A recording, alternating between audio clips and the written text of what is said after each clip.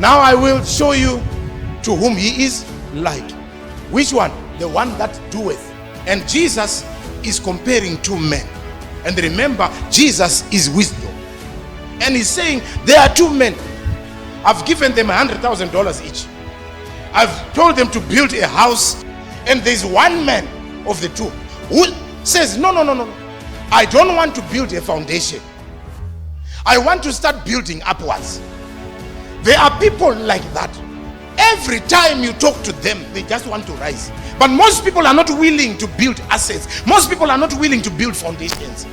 Most people are not willing to build roots. Most people are not willing to go after the Holy Spirit. Most people are not willing to invest in the foundation.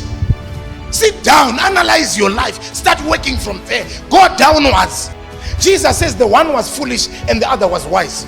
But the wise man says, no, I know God's mindset. The same way the plant has to have roots, and those roots have to be placed at a place close to the water, right?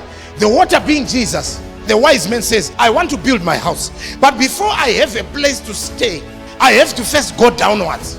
So this wise man, instead of following after the footsteps of this one, he starts by digging the ground and going down. He's looking for the rock. That's why we read Isaiah 51. Remember the rock from which you were hewn, the well from which you were dug.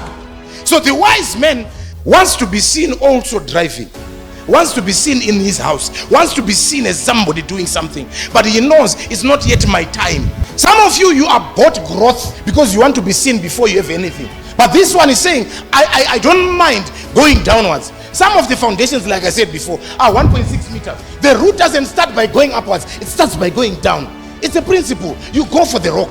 The tree doesn't start by going upwards, it starts by going downwards. It's a principle. Even a maize seed doesn't start by going upwards, it starts by going down. And it becomes invisible, it becomes dead. Yeah.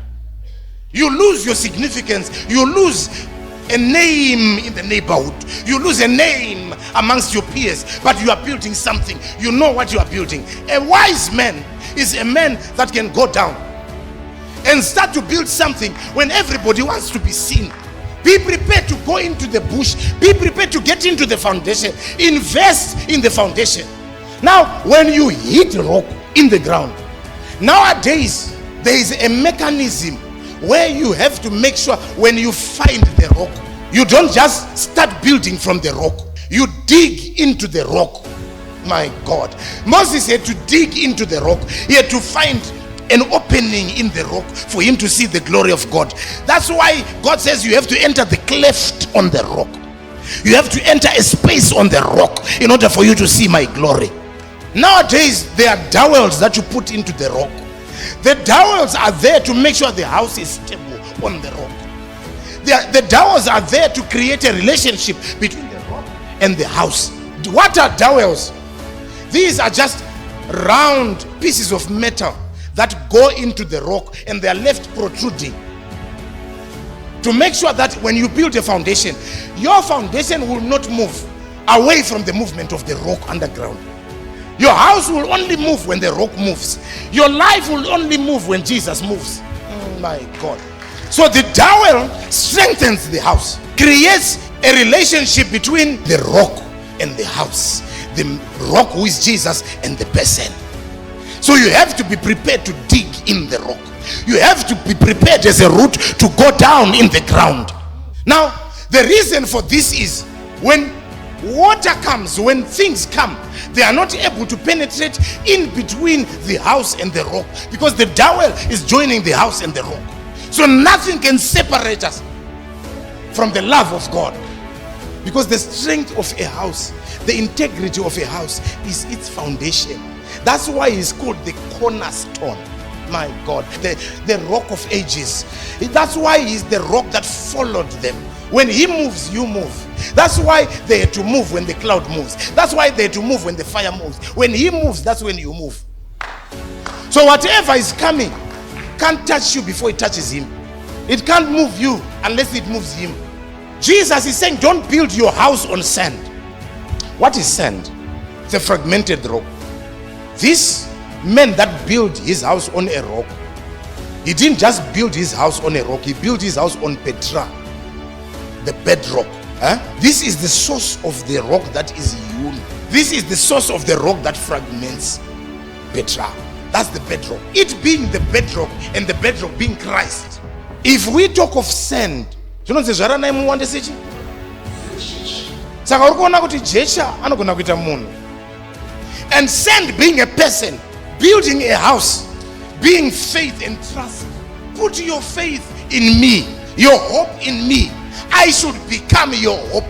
Now, if he is supposed to become your hope, your strength, your trust, you go for the anchoring. You go and position yourself on a platform that can sustain your dead and your life weight. Jesus. I've seen men of God that start well and end badly. They were men of faith at a certain point.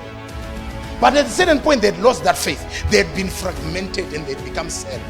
They were once generals, big rocks in the kingdom. But something happened along the way and they became sand.